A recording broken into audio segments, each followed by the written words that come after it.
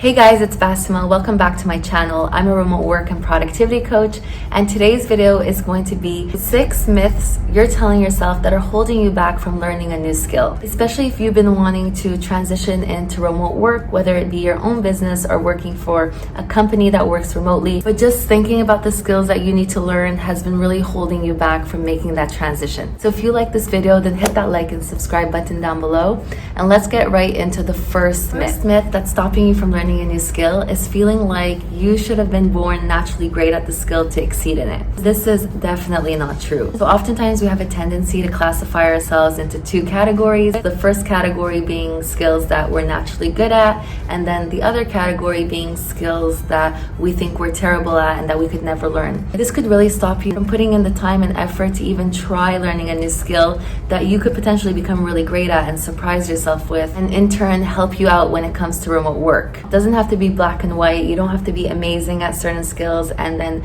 totally terrible, never being able to master other skills. There is a zone in between where you could improve on a certain skill set that you classify yourself as not so good at yet. Second myth is you feeling like you need a lot of experience to the point that it's preventing you from even starting. So this often comes from the fact that we're seeing a lot of people that are offering or doing things that we want to do, and we're feeling that they're already authorities in their industry. They've already acquired that skill, and so if we were to start today, then we would need a lot of experience to get to their level. But at the end of the day, if you're not feeling super confident about a skill that you want to learn or that you want to start getting into, then you could always take on clients for free.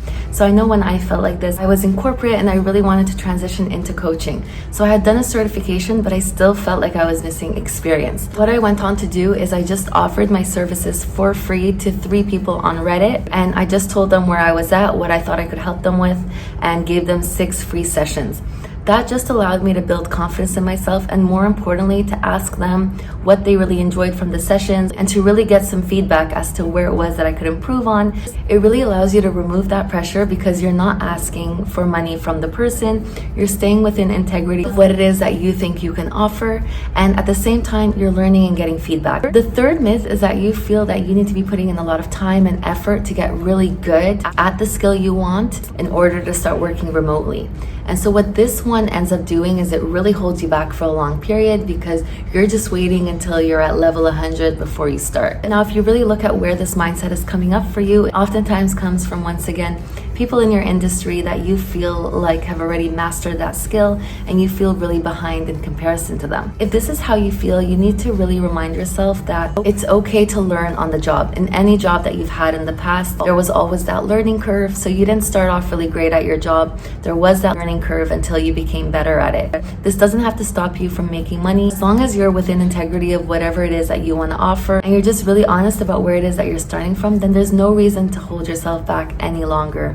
You don't need to be at level 100 to start, and you can definitely learn on the job and start making money at the same time.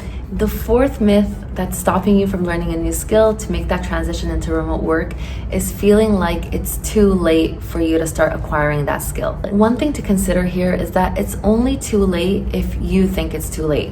So at the end of the day, it's only you that's going to be stopping yourself and telling yourself that it's too late from starting this new skill.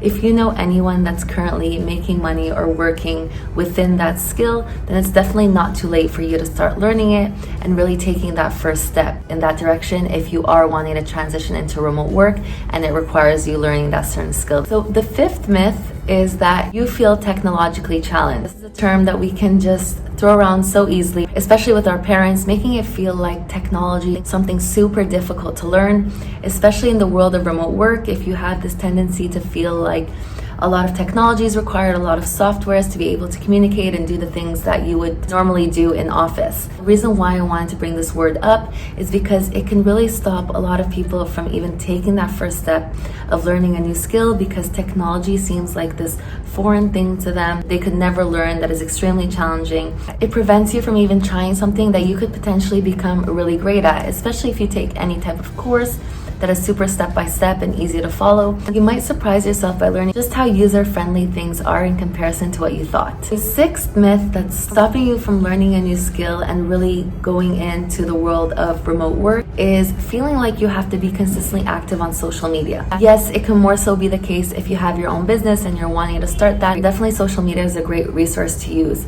But for many jobs, you don't need to have a presence on social media. I currently do 2 forms of remote work that I did not have any social media accounts tied to.